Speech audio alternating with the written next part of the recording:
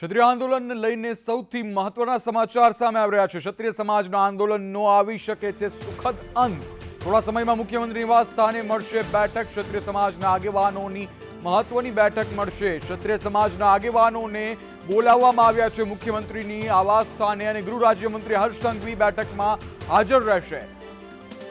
થોડા સમય મુખ્યમંત્રી નિવાસ સ્થાને મળશે બેઠક અને ક્ષત્રિય આંદોલનનો સુખદ અંત આવી શકે છે। મુખ્યમંત્રીના નિવાસ સ્થાને બેઠક મળવાની સમાચાર આવી રહ્યા છે। મહત્વના સમાચાર ક્ષત્રિય સમાજના આ જે આંદોલન ચાલી રહ્યા છે તેને લઈને, જેમાંથી મહત્વના સમાચાર છે કે ક્ષત્રિય સમાજનું હાલ જે આંદોલન છે તેમાં શાંતિથી આ આંદોલન પૂર્ણ થઈ શકે છે। ગૃહ રાજ્યમંત્રી હર્ષ સંઘવી બેઠકમાં હાજર રહેશે અને મુખ્યમંત્રીના ઘરે બેઠક યોજવામાં આવી શકે છે।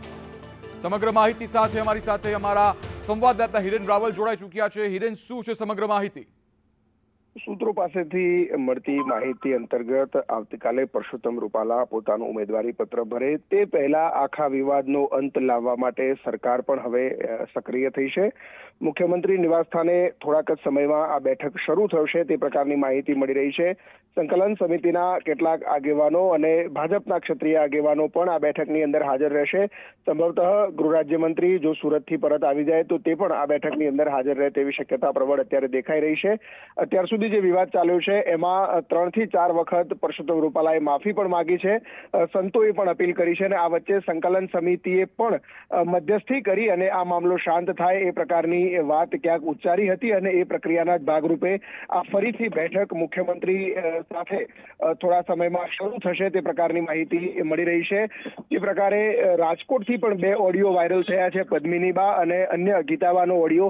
એ ઓડિયો વાયરલ થવાના સમય અને આ બેઠકનો સમય જે છે એ જોતા લાગે છે કે આ આંદોલન જે છે અથવા તો જે વિરોધ છે એ શાંત પડે તેવી પ્રબળ શક્યતા દેખાઈ રહી છે।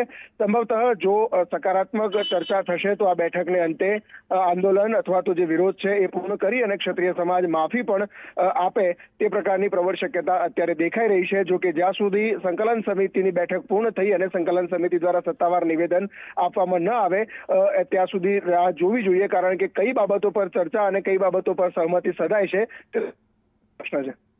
જી હિરેન, એક તરફ પદ્મિનીબા વાળાનો ઓડિયો વાયરલ થયો છે જેમાં તેઓ કહી રહ્યા છે કે પરસોત્તમ રૂપાલાને ફોર્મ ભરવા નહીં આપવા દેવું, અને બીજી તરફ આ જે સમાચાર આવી રહ્યા છે જેના બાદ શું પ્રતિક્રિયા સામે આવી શકે છે? જો સ્વાભાવિક રીતે 2 અલગ અલગ ઓડિયો છે, ગીતાબા પરમાર અને પદ્મિનીબા વાળા।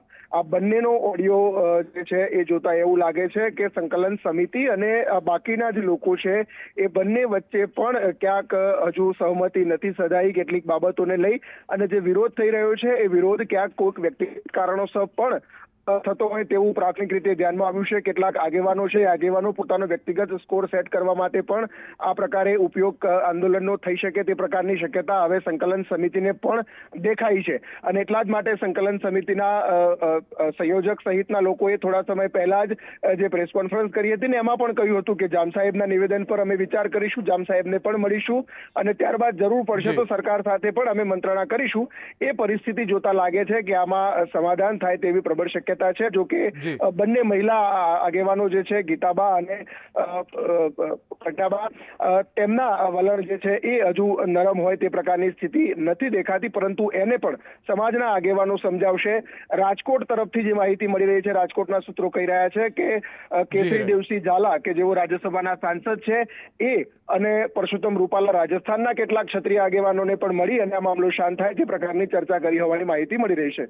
જી હિરેન, સમગ્ર માહિતી બદલ આભાર।